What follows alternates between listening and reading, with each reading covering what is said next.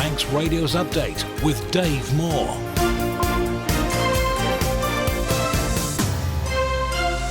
The time is 5 o'clock. You're listening to Manx Radio. I am Dave Moore, and this is Update. Welcome to the programme. Half an hour of the latest news in the Isle of Man, plus sport, business and travel updates, along with the newsmakers in person. Coming up, is business confidence in the island at an all-time low? One petrol station owner believes so. Is there an end in sight for restoration work at Ramsey Cottage Hospital? It would appear not. Plus, plans have been put forward for dozens of new homes at the site of the former Buchan school. That's all coming up in the next half hour. First of all, the news headlines here on Update with Amy Griffiths. Faster my.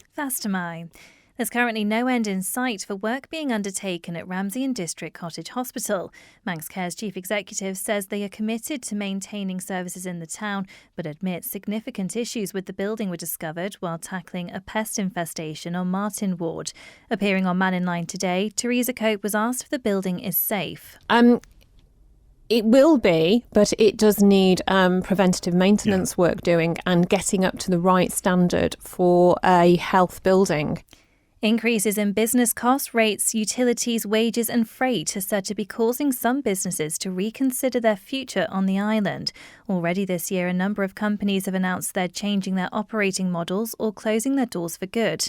Station Garage in Castletown is closing while it's handing over to new management. And current owner Michael Owen says it's symptomatic of the state of the island. If you want something now, you just stop, pick your mobile phone up and order it. Chances are you're going to get it the next day. The world is just changing and unfortunately probably not for the better. Planning permissions being sought for the construction of up to 85 homes on the site of the former Buchan School in Castletown. Hartford Homes hopes to develop a mix of property types and sizes, including 21 affordable homes. The Isle of Man Beer and Cider Festival returns to Douglas today for its 13th year. The annual event, hosted by CAMRA, showcases a variety of ales, ciders and perries from the Isle of Man or the UK. Martin Brunchweiler is the founder of local brewery Bushies. CAMRA, the local branch, they deserve a huge pat on the back for the way they put it on. They just get the right amount of selection, and it's clear, people, they love travelling to the island for it. Turning to international news now, and the UK Defence Secretary's warned of serious consequences if underwater cables are tampered with after Russian ships conducted covert operations in the Atlantic. John Healey says a British warship and aircraft were deployed to deter them. Israel's issued fresh evacuation orders for southern Beirut as Iran and America disagree over whether Lebanon's included in ceasefire agreements. More than 250 people were killed there yesterday, as the IDF says it's hitting Hezbollah targets. The World Health Organization says hospitals in the country may run out of vital medical supplies within days. And Max Verstappen's F1 future could be in doubt as his Red Bull engineers confirmed he'll join McLaren when his contract ends in 2028. He's recently suggested he might leave the sport at the end of the season. Those are your headlines. I'll be back with the news in full at 6. Guramayu Amy, onto the weather. Sunny intervals and scattered blustery showers this evening, accompanied by fresh to strong westerly winds. Becoming dry overnight as the wind falls light, leading to a slight grass frost developing in prone locations. Minimum temperature 2 degrees Celsius. A dry and bright start to the day tomorrow, but cloud will lower and thicken through the morning with a spell of rain arriving late in the afternoon, then further rain overnight. Light winds at first, settling to the south and strengthening through the day. Top temperature of 9 degrees Celsius. Sunny spells and scattered showers over the weekend. Quite strong southwest winds for much of the time before these ease later on Sunday. If you're looking for supply-only double or triple glazed units, make sure you visit the Manx Glass and Glazing Showroom on the Snugborough Trading Estate or call 674 573. You're listening to the Isle of Man's quintessential daily news and current affairs roundup. Update on Manx Radio. Welcome along. Planning permission is being sought for the construction of up to 85 homes on the site of the former Buchan School in Castletown. Siobhan Fletcher has this report. Hartford Homes hopes to develop a mix of property types and sizes, including 21 affordable homes. They would be built together with associated highways and pedestrian access and infrastructure, drainage, landscaping and public open space. The site at West Hill was sold to the Isle of Man-based developer in January last year, ahead of the amalgamation of the Buchan School and Buchan Nursery onto the grounds of King William's College last September. The developer says all properties would be highly energy efficient and incorporate air source heat pumps and solar panels, and that the scheme aims to achieve no net loss in biodiversity. It adds that, if approved, this development will be progressed very quickly, following the securing of statutory consents like building regulations. All affordable homes would then be offered for sale through the government's first-time buyer scheme, with prices set by government, with the developer confirming these would be spread across the site. In its concluding remarks, Hertford Homes' planning application says the proposed development can be delivered without delay, subject to the granting of planning approval, and this will provide the much-needed new housing for Castletown identified by government and add to the vitality of the town centre, making it more sustainable. Siobhan Fletcher with that report. There's currently no end in sight for restoration work being undertaken at Ramsey and District Cottage Hospital. Manx Care's chief executive says they're committed to maintaining services in the town, but significant issues with the building were discovered whilst tackling a pest infestation on the Martin ward.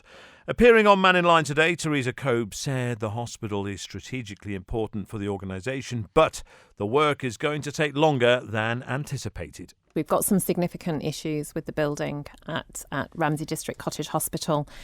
So that started on Martin Ward, and we had some infestation issues. But when when the Department of Infrastructure colleagues attempted to do that work, other significant issues were found with the building. It is a very old building, and we need to make sure it is absolutely safe in order to deliver patient care from that site. So it was very unfortunate that, just the other side of Christmas, we had to relocate all the services that were in the cottage hospital. And that scheme of work is now going to take longer to put right all of the things that have been identified. So yes, it is really inconvenient for both staff and patients.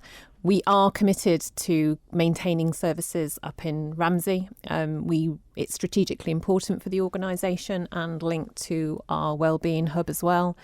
So you always get asked this every time. Yeah, absolutely. Is Ramsey Cottage Hospital safe?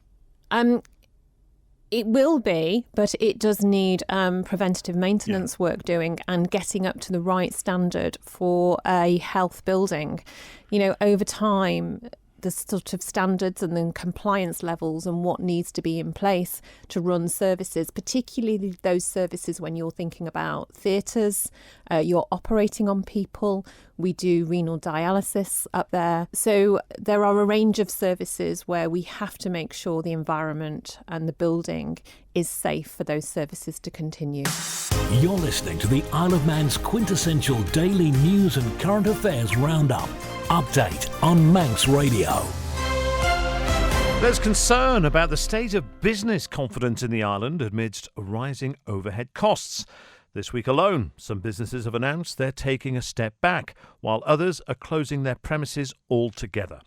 Station Garage in Castletown will close for a refit later this month as the family who've run the forecourt for more than 30 years hand over the reins to new management. Owner Michael Owen says it's symptomatic of the state of the island. If I went back 5 years and I said to you won't be able to buy mass-produced bread on the Isle of Man, you know what I mean? And most of the wholesalers will be struggling to get stuff. You would have said, well, all right, that's a bit of a fantasy. But Ramsey Bakery went to the wall, and now, just the basic stuff like that. If the boat doesn't sail, the Isle of Man doesn't have bread. We've still got some fantastic little bakeries and stuff like that. But KC Foods has just, announced that they're going. That's another massive wholesaler on the Isle for the Isle of Man. But they were in the same sort of boat as us. Years ago, they would order a pallet of Coke, and they would have a couple of pallets of Diet Coke, and then they would have a mixed pallet. Now you don't get that anymore. You just get full pallets, and you just have to order. So the range is going down. Things are getting harder to get and stuff like that. And if you look around now, most places are spas, co-ops, cost cutters, and stuff like that. There's very, very few independent people out there now in the sort of retail world. which is unfortunate. What do you think can be done, and what can the people of the Isle of Man do for the likes of yourselves? Well, I mean, don't get me wrong. The people of the Isle of Man have supported us well, and we thank them for that. We've had a brilliant time down there. We've really enjoyed it. The staff have been absolutely fantastic. We couldn't have asked for a better run at it. But I just think that it's just the way of the world. You know what I mean? If you want something now, you just stop, pick your mobile phone up, and order it there and then, and chances are you're going to get it the next day. If you're using one of the big retails, or a couple of days. The world is just changing, and unfortunately, probably not for the better. Banks now, we used to have 3 banks in Castletown. We have to go to Port Erin now to bank our money. You take cash into a bank now, you look like you're from the moon or something. They're just not interested. Every single thing now is going downhill, I would say. The way the Isle of Man is, like I say, just going back to simple things. We can't, you can't get bread. I mean, that's ridiculous for an island, especially, that relies on boats and stuff like that. Well, that's station garage owner Michael Owen. Well, we've had a response from the Department for Enterprise to this story, as Lewis Foster reports. The department says it recognises the continued pressures faced by businesses, particularly those operating in the domestic sector. But it says it's important to recognise that businesses may cease trading for many different reasons, including through retirement, lease periods ending, or through changes in consumer habits. It's also pointing to the creation or expansion of new businesses in the retail and hospitality sector in recent years. It says the lower 5% increase to the island's minimum wage rate may also help to reduce the impact on sectors already experiencing significant cost pressures. Also, changes to personal allowances announced in this year's budget, which aim to put more money back into people's pockets and into the local economy. There are business support schemes too, of course, and also the free business advisory service. The DFE says work is underway to enhance these schemes, with a focus on improving accessibility for domestic businesses and strengthening support for productivity and efficiency. It says we can expect further announcements on that in the coming weeks. Finally, the department says it remains open to ongoing feedback from industry, and if there are practical ideas for additional or improved support, it would welcome continued engagement and work collaboratively with businesses. You can find the full statement at manxradio.com. Manx Radio Travel, serviced by Quayside Tyres. Well, very straightforward this evening. All sailings to and from the island are on time, and all flights to and from Ronaldsway are also on time. Manx Radio Travel, driven by Quayside 664417. Head to Quayside Tyres and Service Centre on South Quay Industrial Estate. Quayside. The ribbon's been cut on a new museum celebrating the long history of Freemasonry in the island. The J.A. Brown Masonic Museum, situated within the Ramsey Masonic Centre, marks more than 5 years' work for curator and founder Derek Peters. With cabinets displaying artefacts, it mirrors one set up by Freemasons 100 years ago, which eventually fell into disrepair.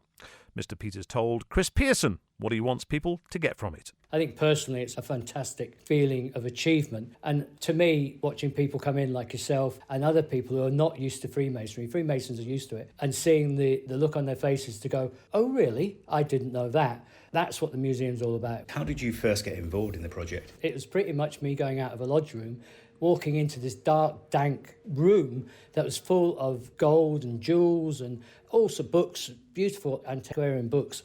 And I thought, what is that? And I started looking at it and thought, that's a shame. And then I came across a few names like Lord Raglan, very, very famous governor of the Isle of Man for lots of different reasons. And I thought, oh, this is interesting. I came then across J.A. Brown, Henrietta Stelling, I came across Nesbitt, and then suddenly seeing all these names pop up. Wait a minute, these are all guys from the 1850s through to 1920 who changed the Isle of Man to what we know it today. That It was The case astounding. of Nesbitt changed the world beyond the Isle of Man as well. Absolutely. If we look at Nesbitt, he changed the world. He built Westminster City, he built Sydney. So these are Freemasons that lived on the Isle of Man, lived in Ramsey as well, who changed the world. But the story we want to tell here is the social change of the Isle of Man, how we tie that into all the other things that went on at the time. Why did we have an annual strike? Why was J.A. Brown's father, who's James Brown, jailed in Russian for contempt of court? What was going on at that time? And what can we learn from it? So to me, that's what it's all about, just people enjoying those stories. And the museum will be open to the public this summer. You're listening to Manx Radio. This is Update, and there's now less than 6 months to go before Isle of Man residents take to the polls to vote for who they would like to represent them in the new administration from September. Each week, our reporter Chanel Sakou's been speaking with residents from various constituencies around the island. This week, we're in Douglas North, where people have been critical of the current government, the roads and the horse trams. Something's got to be done because the island is in a serious state at the moment. Something's got to be done, but nothing seems to be getting done. For instance, the promenade now. I personally am not a lover of the horse trams, but I think the horse trams should have been put on the walkway from day one.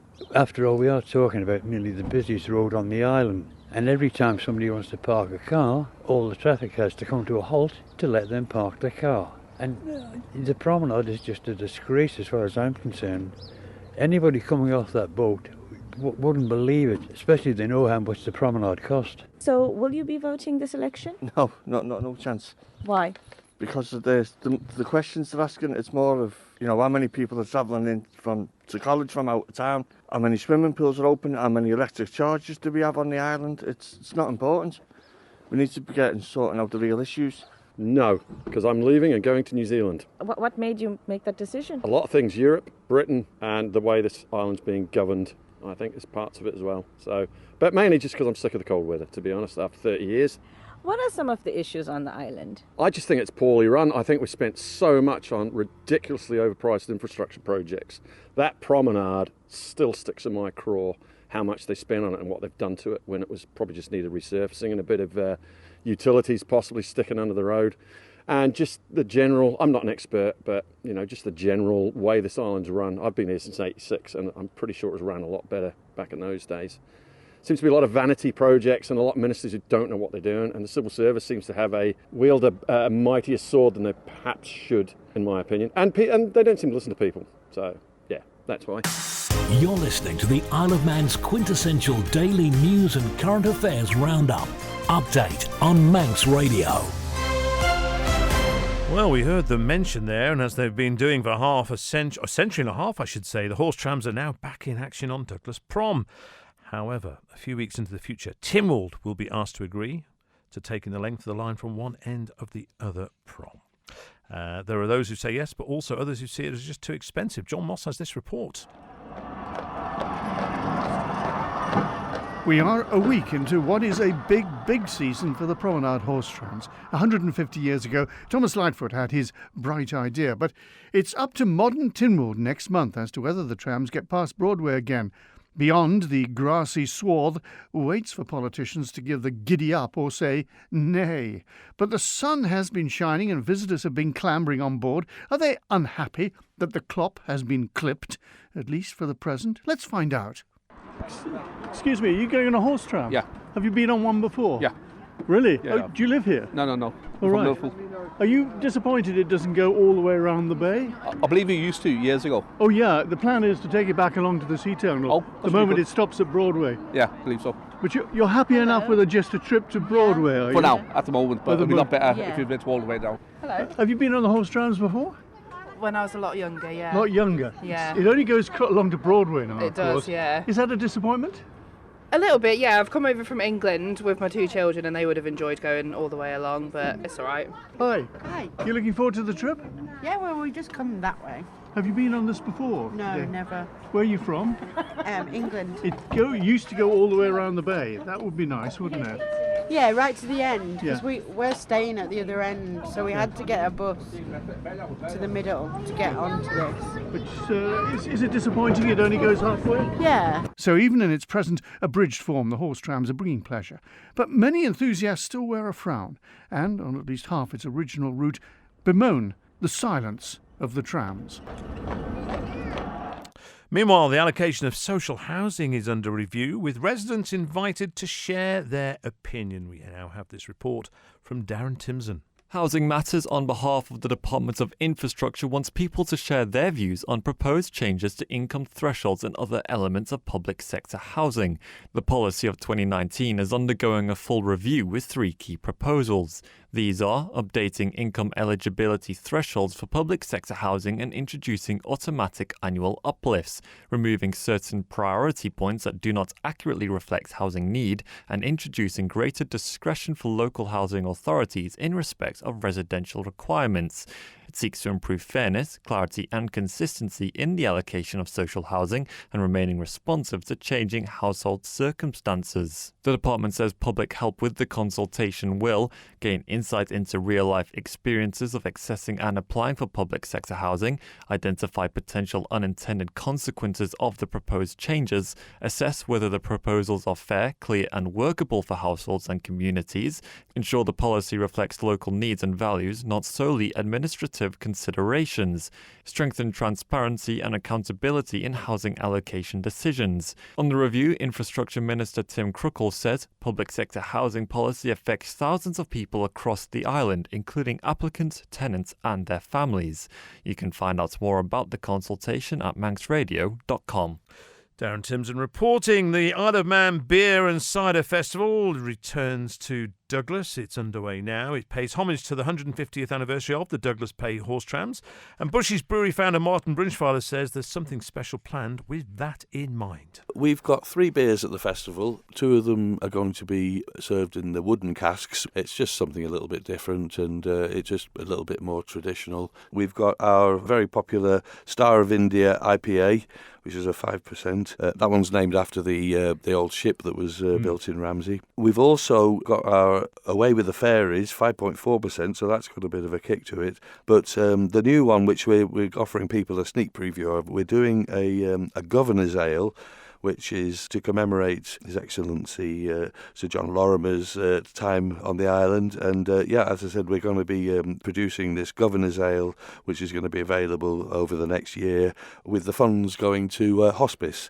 So it's a very good cause. But as I said, there'll be a sneak preview of that one, and it'll be officially launched in the near future. The beer festival every year, Beer and Cider Fest, we should say, yes. Very popular event. Yeah. What do you make of it? I love it. I do go to festivals around the country, and I honestly think for the size of the population over here, I think the Isle of Man really punches above its weight, and it's just a perfect location. It's just the right size venue. I think Canberra, the local branch, they deserve a huge pat on the back for the way they put it on. They just get the right amount of selection, and it's clear, people, they love travelling to the island for it, and it's a very popular festival.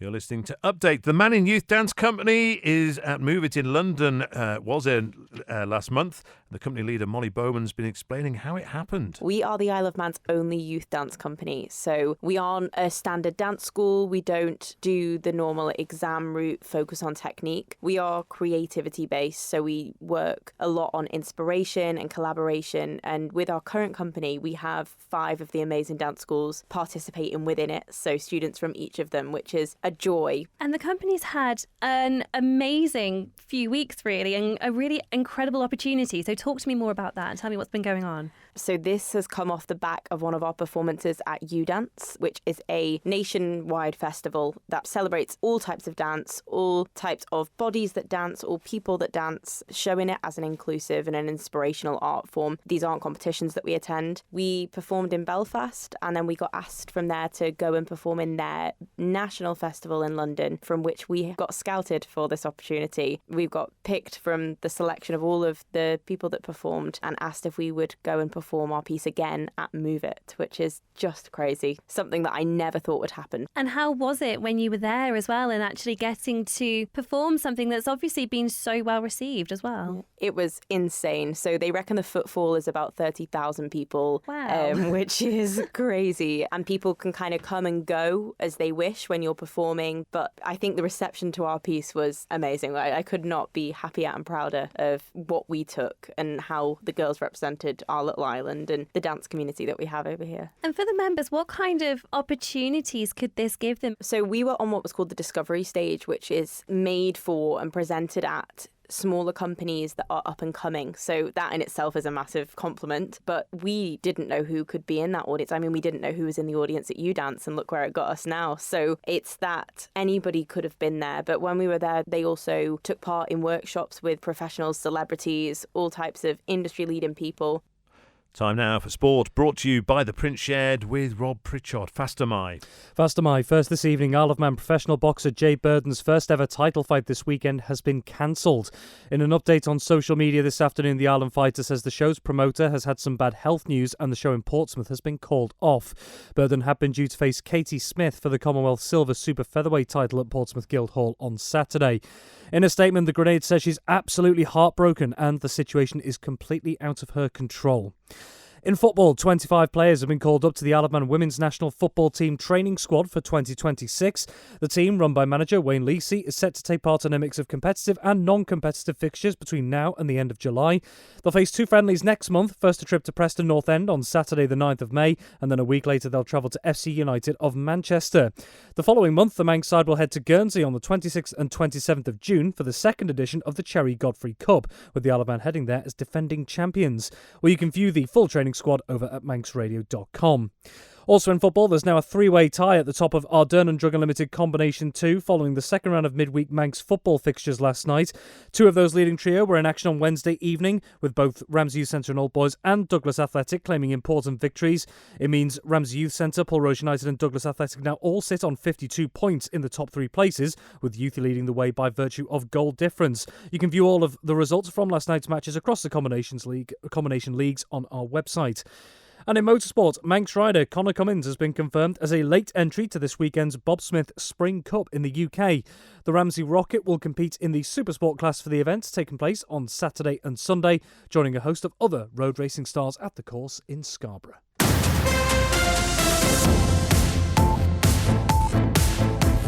That's it for update, but quick question, Rob, about Jade Burden. With it cancelled, surely she should get the title, or does it not work like that? No, it doesn't work like that. So with the show being called off, it's out of the fighter's control. We'll just have to wait and see, I'm sure, from Jade's perspective as well, if it'll be rescheduled to a later date. But at the moment, of course, just under 72 hours before the fight was due to take place, it being cancelled. Clearly gutted, it was another one of the words she used as well. So much preparation gone in. Hopefully, from the Burden camp perspective, that fight can happen again sometime in the future. Let's hope so. Thank you, Rob. That's it from myself, Dave Moore.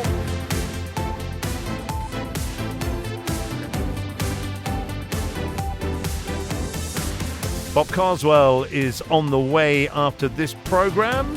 He's here until 6 o'clock. And Rhiannon Evans is back with After Hours at 10 o'clock this evening. But that's it from me from Update for this evening. Enjoy the rest of your day.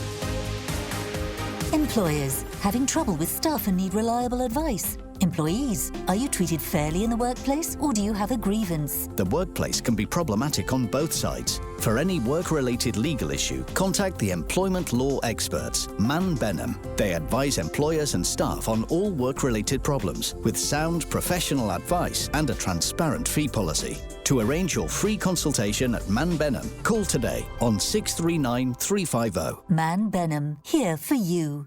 Jeffrey, how do you like this composite door from Spectrum Windows? Oh, good choice, missus. Stylish and hard-wearing. It'll transform the house. Trouble is choosing the colour. There's so much choice. How about red? It goes with your eyes. Anyone would see red living with you, Jeffrey. For a huge range of solid composite doors in a great range of colours, including red, visit Spectrum Windows, the showroom, Derby Road, Ramsey, or call 817777. Our parents were struggling with the stairs, but were determined to stay in their family home. We contacted Acorn Stairlifts. I took them to the showroom to try the stairlifts and found the right solution for their needs. The process was simple. They even offered next-day installation. Choose the island's first choice for stairlifts, Acorn. For a free no-obligation quotation, call Acorn Stairlifts on 672 414 or call into their Douglas showroom at Key House on South Quay.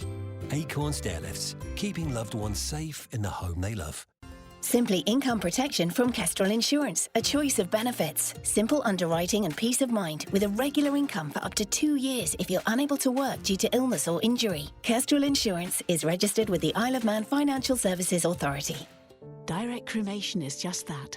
An affordable and simple cremation without all the costs associated with a funeral service. Find out more by visiting directcremation.im or phone Direct Cremations on 478422.